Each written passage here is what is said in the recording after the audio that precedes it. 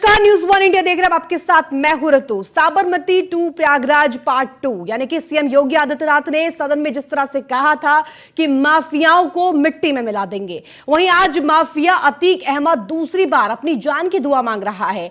आपको बता दें कि माफिया डॉन अतीक अहमद को प्रयागराज की अदालत में पेश करने के लिए यूपी पुलिस साबरमती जेल पहुंची और अब by road Sabarmati to Prayagraj Atiq Ahmed को लाया जा रहा है। लेकिन एक डॉन जिसके नाम की कभी तूती बोलती थी, आज वो ही थर थर कांप रहा है। वो अपनी जान की भीख मांग रहा है।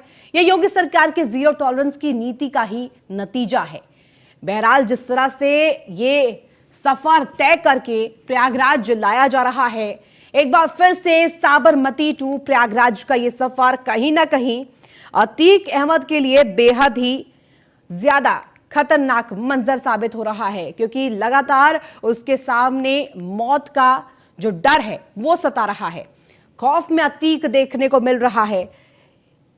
रास्ते में यदि कभी भी गाड़ी में ब्रेक लगते हैं तो उसके सांस फूल जाते हैं, उसकी रूह कांप जाती है और कहीं ना कहीं उसको डर होता है कि कहीं कोई अनहोनी ना हो जाए, उसे जान का खतरा सताने लगता है। और क्योंकि ये लंबा सफर बाय रोड तय करके साबरमती टू प्रयागराज लाया जा रहा है, माफिया अतीक अहमद को 12 किलोमीटर का ये सफर डॉन को डर लगता है। ये सीधे साफ होता है। 1200 किलोमीटर का ये सफर, लंबा सफर तय करके अतीक अहमद को साबरमती टू प्रयागराज लाया जा रहा है। अतीक अहमद पर कहां कितने केस है? चित्रकूट में एक केस, इसके साथ साथ आपको बता दें कौशाम्बी में एक केस और तमाम मामलों की फेरिस्त आपके लिए लेकर आए हैं। कौशाम्बी में एक केस है अतीक अहमद पर, जिसको लेकर सुनवाई लगातार जारी है। लगातार पूछताछ की जा रही है। अतीक 1989 में पहली बार विधायक बना और विधायक बनने के बाद उसका पॉलिटिकल रसूख बढ़ता गया। अतीक विधायक बनने के बाद लगातार हिट लिस्ट में रहा। प्रयागराज में 96 केस दर्ज है माफिया अतीक अहमद पर। और वही बात करें राजधानी लखनऊ की, तो राजधानी लखनऊ में 2 केस दर्ज है और चित्रकूट जिले में 1 केस माफिया अतीक अहमद पर दर्ज है। कड़ी सुरक्षा के बीच लाया जा रहा एक पुलिस अधिकारी की कार मौजूद है और इस काफिले में कई अधिकारीगण भी मौजूद हैं। एक पीसीआर वाहन इसमें शामिल है और पुलिसकर्मी बुलेट प्रूफ जैकेट और बॉडी वॉर्न कैमरों से लैस बताए जा रहे हैं। काफिले में अहमदाबाद पुलिस की पीसीआर वैन के साथ लाया जा रहा है और इस काफिले में तमाम सुरक्षा के इंतजाम किए गए हैं। अतीक अहमद के काफिले में 2 कैदी वैन भी शामिल किए गए हैं और वज्र वाहन में सवार करके माफिया अतीक अहमद को प्रयागराज लाया जा रहा है पेशी के लिए। और ये तस्वीरें आपको लगातार बता रहे हैं, ये रास्ता कहीं ना कहीं माफिया अतीक अहमद को हमेशा हमेशा के लिए याद रहेगा। और ये पहली बार नहीं, दूसरी बार माफिया अतीक अहमद को अपनी जान का डर सता रहा है। लगातार जब पुलिस उसको लेकर जा रही थी, रास्ते में मीडिया कर्मियों के कैमरे पड़ते ही सीधे तौर पर बोलता हुआ माफिया दिखाई दिया कि वीडियो कॉन्फ्रेंसिंग के जरिए करने की बोली गई थी बात, लेकिन कहीं ना कहीं ये कोई साजिश की जा रही है और लगातार ये बात कही गई। और इसी खबर पर अधिक चर्चा के लिए हमारे साथ खास गेस्ट का पैनल भी जुड़ चुका है। आशीष पांडे, अधिवक्ता सुप्रीम कोर्ट के, ओपी सागर, पूर्व आईपीएस हमारे साथ जुड़े हैं। बहुत बहुत स्वागत है आप दोनों का न्यूज वन इंडिया पर। जिस तरह से लगातार ये बात सामने आ रही है, सबसे पहले ओपी सागर, पूर्व आईपीएस का रुख करना चाहूंगी। ओपी सर, देखिए जिस तरह से ये काफिला अब लाया जा रहा है प्रयागराज और प्रयागराज लाने के लिए आपसे सबसे पहला सवाल मेरा ये रहेगा, क्योंकि आप सिस्टम में रहे हैं सर, क्या मानक होते हैं जिसके तहत लाया जाता है किसी माफिया को एक स्टेट से दूसरे स्टेट? ये माफिया की जो खतरा है उसको पहले एसेस किया जाता है और उसके हिसाब से रूट कौन सा है, क्या सभी चीजें जो है जानकारी करने के बाद में फोर्स का असेसमेंट होता है, तो फिर लाया जाता है। जेल रूल्स एंड मैनुअल जो है, मैनुअल के आधार पे ही वैसे तो ड्यूटी लगती है, लेकिन एडिशनल ड्यूटी लगाने का उसमें भी प्राविधान है। अगर हमें कहीं दूर से ला रहे हैं, माध्यम ऐसा है, ट्रांसपोर्ट ऐसा है, उससे लाते हैं, ट्रेन में लाने का अलग नियम है, हवाई जहाज से लाने का अलग नियम है, तो उस तरीके से व्यवस्था की जाती है। तो और ये क्योंकि ओपी सर हमारे साथ एसोसिएट एडिटर ब्रजेश श्रीवास्तव जी भी जुड़ गए हैं, आपका भी स्वागत है सर। और ब्रजेश जी, जिस तरह से लगातार बात कर रहे हैं, माफिया अतीक अहमद को एक बार फिर से साबरमती टू प्रयागराज लाया जा रहा है, बाय रोड लाया जा रहा है, और सबसे बड़ी बात यह है कि इस वक्त उसके मन में अपनी मौत का, अपनी जान का खतरा लगातार बना हुआ है। लगातार बात कहते हुए नजर आया है, जब भी मीडिया कर्मियों के कैमरे उस पर पड़ते हैं तो ये कहता है कि कहीं ना कहीं उसे उसके जान का खतरा सता रहा है।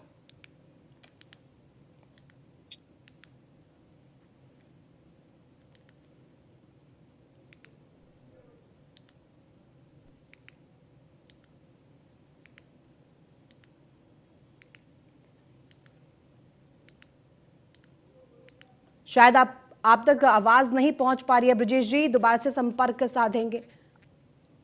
यहीं पर होता है और आज इस माफिया दुर्दांत अपराधी अतीक अहमद का इंसाफ भी यहीं पर हो रहा है। आप सोचिए, ये कौन अतीक अहमद है? ये वो माफिया, ये वो जो है एक तरह से बड़ा दुर्दांत अपराधी अतीक अहमद है, जो कहीं ना कहीं 100 से ज्यादा जिसके खिलाफ आपराधिक मुकदमे थे, जिसके ऊपर जो है न जाने कितनी हत्या, लूट, अपहरण जैसे तमाम मुकदमे दर्ज हैं, संगीन मामलों में मुकदमे दर्ज हैं। आज वही अतीक अहमद अपनी जान की भीख मांग रहा है। आज कह रहा है कि सरकार कह रही थी मिट्टी में मिला देंगे, तो मिट्टी में तो मेरे पूरे परिवार को मिला दिया, अब हम लोग मिट्टी में घसीटे जा रहे हैं। तो अब आप सोचिए, दरअसल ये उसकी जो है ये त्रासदी है, ये उसका डर बता रहा है। जिस तरीके से एक लंबे समय तक, लगभग 3 दशकों तक अतीक अहमद ने आतंक का वो पूरा साम्राज्य खड़ा किया।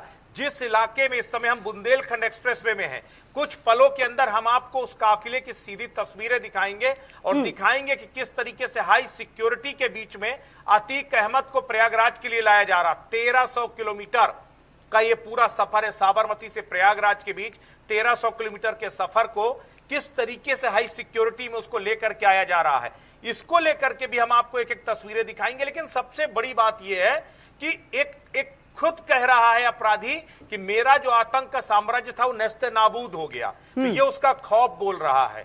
अपराध तब खत्म होगा जब अपराधियों के दिलों में कानून का, सरकार का और सिस्टम का खौफ होगा। इससे पहले क्या किया अतीक अहमद ने? अतीक अहमद के आगे पूरा सिस्टम दंडवत होता था। वो तमाम सरकारें, वो तमाम अधिकारी, वो तमाम पुलिसकर्मी जिनके ऊपर जिम्मेदारी थी अपराधियों पर अंकुश लगाने की, कार्रवाई करने की, उन्होंने क्या किया? उन्होंने सजदा किया उसके आगे बैठ करके जो अधिकारी थे वो हाजिरी बजाते थे। जो है वो आप सोचिए, ये वही अतीक अहमद है।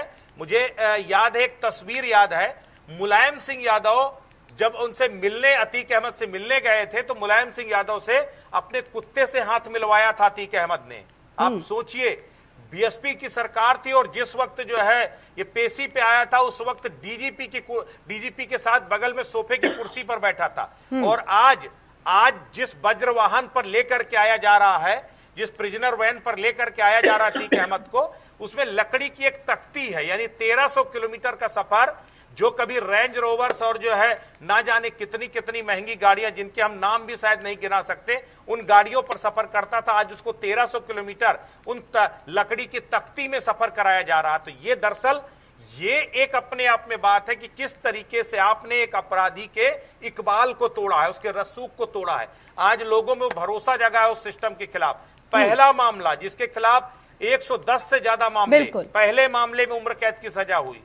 तो अब आप सोचिए आप कितना सिस्टम पैरालाइज बिल्कुल, मतलब निरंतर जिस तरह से शिकंजा अब माफिया अतीक अहमद पर कसा जा रहा है। बिल्कुल ब्रजेश जी, आप बने रहिए हमारे साथ सुप्रीम कोर्ट के अधिवक्ता भी बने हुए हैं आशीष पांडे, उनका रुख कर लेते हैं। आशीष जी, आप सुन पा रहे थे हमारे एसोसिएट एडिटर ब्रजेश श्रीवास्तव जी क्या कह रहे थे, जिस तरह से उन्होंने जिक्र किया कि एक रसूख था माफिया अतीक अहमद का, और अब वो खुद ही कह रहा है कि इस सब पूरे जो उसने रसूख को बनाया था, जो रसूख उसका चलता था, दबदबा चलता था, वो कहीं ना कहीं नेस्तनाबूद हो गया है। आपसे जानना चाहूंगी इस पूरे मामले को लेकर क्या लीगल पहलू है? देखिए ऋतु जी, आपके ही चैनल पर मैंने पहले कहा था, ये जो भी अपराधी होते हैं, जब इनको पॉलिटिकल पैट्रोनेज मिलता है तब ये लार्जर देन लाइफ फिगर बन जाते हैं। देखिए, अपराधी कोई भी हो, उसको टैकल करने के लिए जो हमारे थाना लेवल पर जो भी अधिकारी या पुलिस बल होता है वो पर्याप्त होता है। सिस्टम से बड़ा, अगर मैं उस शब्द को यूज कर सकूं, गुंडा कोई नहीं होता है। लेकिन जिस समय सिस्टम के हाथ बांध दिए जाते हैं, पुलिस ऑफिसर्स के हाथ बांध दिए जाते हैं पॉलिटिकल पैट्रोनेज की वजह से, क्योंकि एक्यूज्ड की कुछ डेमोक्रेटिक सिस्टम में कुछ यूटिलिटी होती है सरकारों के लिए, उस समय सिस्टम अपने आप को असहाय महसूस करता है और ये अपराधी लार्जर देन लाइफ फिगर बन जाते हैं। जिस चीज की बात हमारे एसोसिएट एडिटर साहब कर रहे थे, जिस रसूख की बात कर रहे थे, वो रसूख वास्तव में उन अधिकारियों का नहीं होता, वो इन माफियाओं का नहीं होता। वो रसूख बेसिकली एक पहलू होता है जनता के बीच बन गए इस विश्वास का कि इस अपराधी का पुलिस कुछ भी नहीं करेगी क्योंकि इनके ऊपर नेताओं का हाथ है।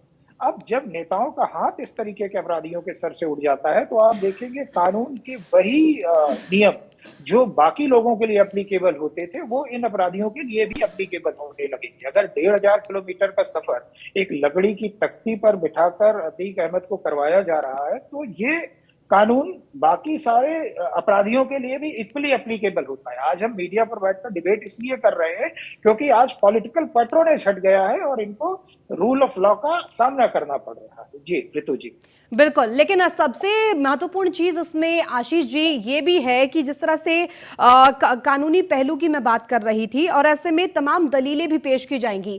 बहरहाल जिस तरह से प्रयागराज में आज पेशी की बात सामने आई है, अतीक अहमद को पेश किया जाएगा, क्या हो सकता है आगे? क्योंकि पहले ही अगर हम बात करें तो अपहरण केस में उन्हें उम्र कैद की सजा सुनाई जा चुकी है। देखिए ऋतु जी, जहां तक मेरी जानकारी है, इस मामले विशेष में अतीक को यहाँ पर इसलिए लाया जा रहा है क्योंकि चीफ जुडिशियल मजिस्ट्रेट कोर्ट ने वारंट भी जारी किया हुआ है उमेश पाल हत्याकांड में, चूंकि एक रिपोर्ट गई थी कि इसमें इनको एक नए मामले में एक्यूज बनाया जा रहा है। तो जेल में जो भी बंद अपराधी होता है, जेल में अगर कोई व्यक्ति बंद है और उस समय उसको कोर्ट में प्रोड्यूस करना होता है, उस समय वारंट भी जारी किया जाता है। तो एक बड़ी नॉर्मल सी कानूनी प्रक्रिया है और इसको अब उसी तरीके से देखा जाना चाहिए। बिल्कुल। आशीष जी, हमारे साथ पूर्व आईपीएस ओपी सागर जी भी बने हुए हैं, उनका रुख कर लेते हैं। ओपी सर, देखिए जिस तरह से अगर हम बात कर रहे हैं साबरमती टू प्रयागराज जो लाया जा रहा है माफिया अतीक अहमद, तो ऐसे में सुरक्षा के मद्देनजर सबसे बड़ा सवाल खड़ा हो जाता है सुरक्षा को लेकर, क्योंकि इस वक्त अतीक अहमद माफिया बेशक है लेकिन इस वक्त पुलिस के लिए बेशकीमती है। कई राज ऐसे हैं जो उगलवाने हैं माफिया अतीक अहमद से, किस तरह से साजिश रची गई उमेश पाल हत्याकांड की, इन सभी पर से पर्दा हटने की जरूरत है। और ऐसे में क्या कुछ सुरक्षा के इंतजाम करती है पुलिस प्रशासन की तरफ से, क्या कुछ किया जाता है?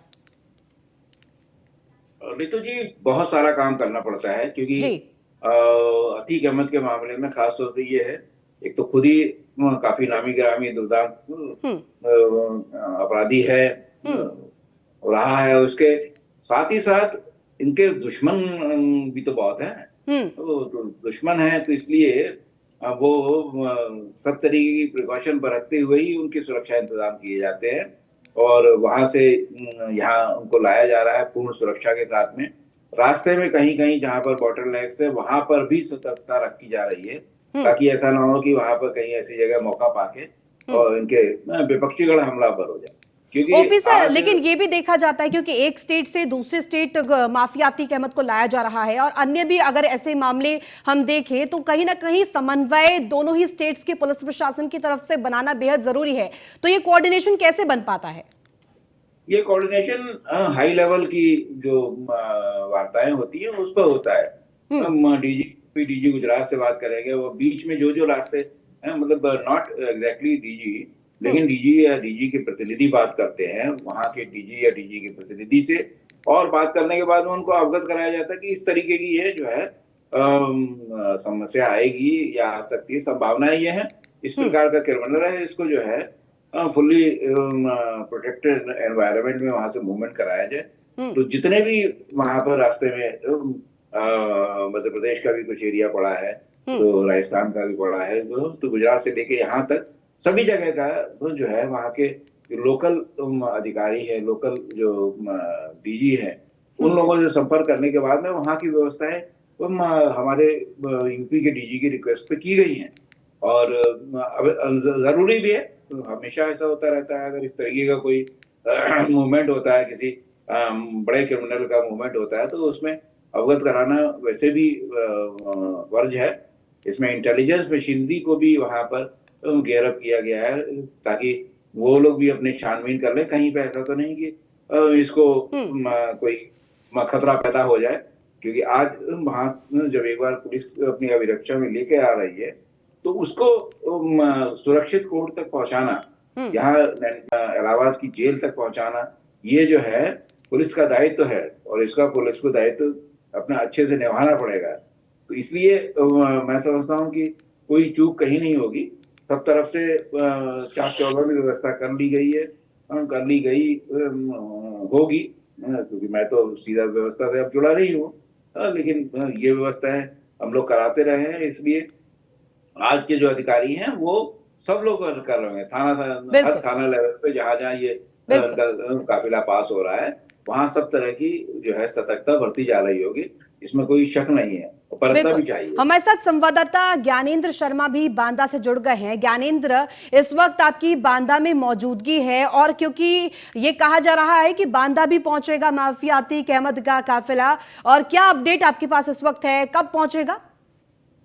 देखिए, मैं बता दूं 5 से 10 मिनट के अंदर वो बांदा सीमा में प्रवेश कर जाएगा, और इसी रास्ते पर जहां पर हम खड़े हैं, यहां से गुजरते हुए वो चित्रकूट की ओर जाएगा। तो मुश्किल से 5 से 10 मिनट बाद वो अतीक अहमद इस रास्ते से गुजरेगा। जी बिल्कुल।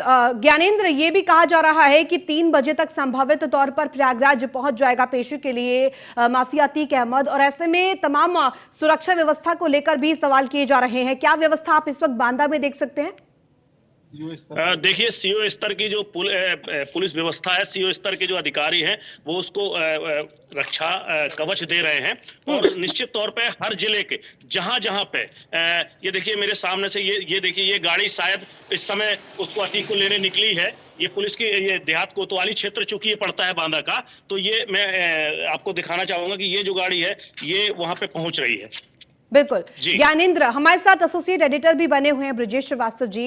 ब्रजेश जी, जिस तरह से तमाम पहलुओं पर बात हो रही है, साबरमती टू प्रयागराज पार्ट 2 इस वक्त देखा जा रहा है, और पहले जिस तरह से बात कर रहे हैं, आपने पिछली बार भी पूरे काफिले को फॉलो किया था, एक एक अपडेट हमारे दर्शकों तक पहुंचाई थी।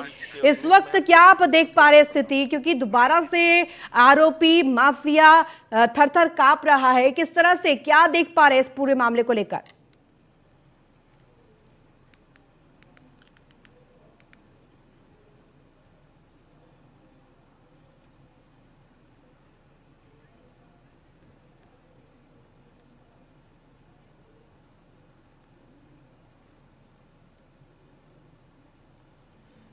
देखिए ऋतु, सबसे बड़ी बात है, जो पहली बार था, पहली बार क्यूरियोसिटी बहुत ज्यादा थी। साबरमती से लाया जा रहा था, हर किसी को यह डर था कि अब वो किसी भी वक्त गाड़ी पलट सकती है, किसी भी वक्त विकास दुबे जैसा अतीक अहमद का हाल हो सकता है।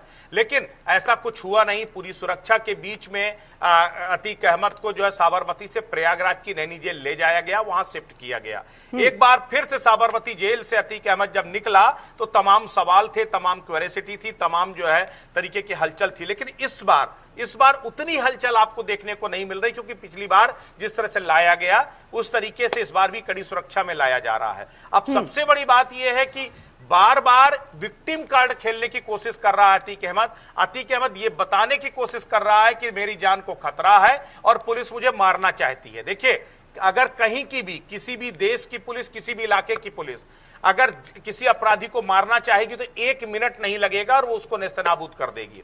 लेकिन दरअसल मैं बार बार कह रहा हूं कि इस वक्त अतीक अहमद उत्तर प्रदेश पुलिस के लिए सबसे ज्यादा बेशकीमती है। उसके पीछे वजह है, पुलिस की साख इस समय दांव पर लगी हुई है। उमेश पाल हत्याकांड को लेकर मुख्यमंत्री योगी आदित्यनाथ कहते हैं अपराधियों को मिट्टी में मिला दूंगा। 2 अपराधियों को छोड़कर अभी तक बाकी अपराधी जो है पुलिस की गिरफ्त से बाहर है। शाइस्ता परवीन जो अतीक की पत्नी है वो खुद गायब है। लगातार इनाम पर इनाम बढ़ाया जा रहा है, लेकिन अभी तक एक भी अपराधी को पुलिस पकड़ नहीं पाई। यहां तक कि सुराग तक नहीं लगा पाई कि आखिर वो हैं कहां, इस देश में भी हैं या नहीं है। ऐसे में अब एकमात्र आखिरी जो उम्मीद है वो अतीक और अशरफ है। ऐसे में अब अतीक और अशरफ की आज रिमांड लेने की पुलिस कोशिश करेगी, रिमांड मांगेगी कम से कम 10 दिन की, कि इनको रिमांड के जरिए जो है इनसे दिन रात पूछताछ करेगी। पूछताछ करने के बाद जो है इनसे वो सच उगलवाने की कोशिश करेगी कि आखिर उमेश पाल हत्याकांड के बाद हत्यारे फरार कहां। बिल्कुल ब्रजेश जी, और हमारे साथ सुप्रीम कोर्ट के अधिवक्ता भी जुड़े हुए हैं, उनसे कानूनी पहलू पर जानकारी ले लेते हैं। आशीष जी, जिस तरह से हमारे एसोसिएट एडिटर बात कर रहे थे कि कहीं ना कहीं योगी सरकार के सामने ये कोई बड़ी बात नहीं है, अगर नेस्तनाबूद करना चाहे तो किसी भी माफिया गुंडे अपराधी को नेस्तनाबूद किया जा सकता है। लेकिन क्योंकि इस वक्त माफिया अतीक अहमद इसलिए भी जरूरी है क्योंकि कई ऐसे राज है जिन पर अभी पर्दा है, जिन पर से पर्दा हटना बेहद जरूरी है। और ऐसे में सबसे बड़ा सवाल यह भी होगा क्योंकि आज कोर्ट में पेशी होगी तो दोनों ही पक्षों की तरफ से क्या दलीलें पेश की जा सकती हैं? ये ऋतु जी, सरकारें रूल ऑफ लॉ पर बेस्ड होती हैं। जब हम बात करते हैं नेस्ते नाबूद करने की, तो मैं मानता हूं कि माननीय मुख्यमंत्री जी की जो इंटेंशन कहने की रही होगी यह है कि जो कानून में जो सजा है उसके अनुसार अतीक को सजा दिलवाई जाएगी। तो हर चीज को एक परसीव्ड इमेज एक इनकाउंटर से जोड़कर नहीं बना देनी चाहिए। इनकाउंटर बहुत ही रेयर केसेस में होता है जहां पर ये पुलिस प्रशासन के लिए मजबूरी हो जाती है कि उसके अलावा कोई विकल्प नहीं होता है। अब आज की पेशी की बात पे देखिए, जब कभी भी अक्यूज्ड को कोर्ट में प्रोड्यूस किया जाता है तो उसके पीछे कोई रीजन होता है कि किस लिए उसकी वहां पर उपस्थिति जरूरी है। आज के मामले विशेष में पुलिस को ऑब्वियसली वहां पर पूछताछ करनी है, प्रोडक्शन वारंट इशू हुए हैं, पुलिस उनसे कोर्ट में रिमांड के लिए बोलेगी और पुलिस को रिमांड कोर्ट ग्रांट कर देती है जितने भी दिनों की करती है। उसमें वो पूछताछ करके जो उनके इन्वेस्टिगेशन के लिए जरूरी फैक्ट्स है उनको निकालने की कोशिश करेगी, और अगर पुलिस को रिमांड नहीं मिलती है अतीक की तो इनको वापस जेल भिजवा दिया जाएगा, जुडिशियल कस्टडी में। बिल्कुल आशीष जी, और ऐसे में एक और सवाल इसी से जुड़ा मेरा आपसे रहेगा। जिस तरह से अभी सवाल खड़े किए जा रहे हैं फिजिकल अपीयरेंस को लेकर, तो ऐसे में ये सवाल क्यों? क्योंकि वर्चुअली भी प्रेजेंट किया जा सकता है, कोर्ट में पेशी हो सकती है, तो क्या जरूरत ज्यादा जरूरी है फिजिकल पेशी को लेकर? ऋतु जी, जैसे मैंने बताया कि हर बार जब अक्यूज्ड, किसी भी अक्यूज्ड, वो केवल अतीक कोई नहीं, कोर्ट में पेश किया जाता है तो उसके पीछे एक रीजन होता है। यहाँ पर प्रोडक्शन वारंट इसलिए इशू करे गए हैं कि शायद कोई, जहां तक मेरी जानकारी है, बिल्कुल आशीष जी, मैं आपको रोकना चाहूंगी। हमारे संवाददाता ज्ञानेंद्र शर्मा शायद कोई जरूरी जानकारी देना चाहेंगे। Gyanendra, over to you. ये देखिए, इसी गाड़ी में अतीक अहमद है। बिल्कुल एक्सक्लूसिव तस्वीरें न्यूज़ 1 इंडिया आपको दिखा रहा है। ये देखिए, ये अतीक अहमद इस गाड़ी में जा रहा अतीक अहमद। ये देखिए निकल गए यहां से।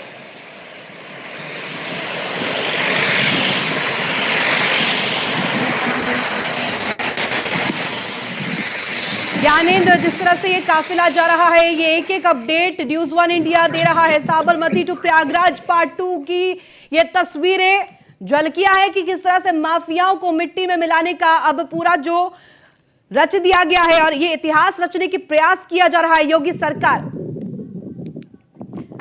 ज्ञानेंद्र, क्या मान रहे हैं? जिस तरह से ये काफिला गुजरा है बांदा से, कितने समय लगेगा प्रयागराज पहुंचने में? अब देखिए, मैं आपको बता दूं, जिस प्रकार से काफिला गुजरा है तो अब से लगभग 4 घंटे लग सकते हैं, क्योंकि अभी ये चित्रकूट के बाद ये रोड सिंगल हो जाता है और ऐसे में समय लगना लाजमी है। जी बिल्कुल ज्ञानेंद्र, हमारे साथ ब्रजेश श्रीवास्तव भी बने हुए हैं, एसोसिएट एडिटर।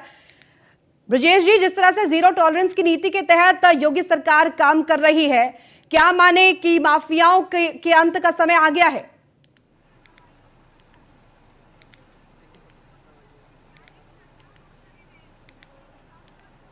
शायद हमारा संपर्क नहीं बन पा रहा है ब्रजेश जी से।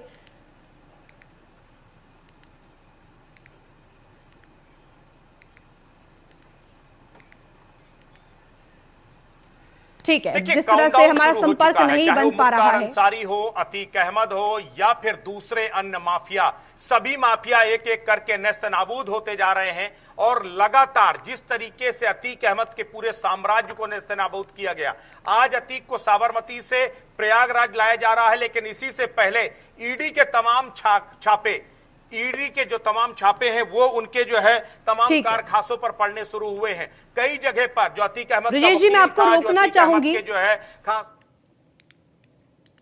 बहुत शुक्रिया आप तमाम गेस्ट का हमारे साथ जुड़ने के लिए।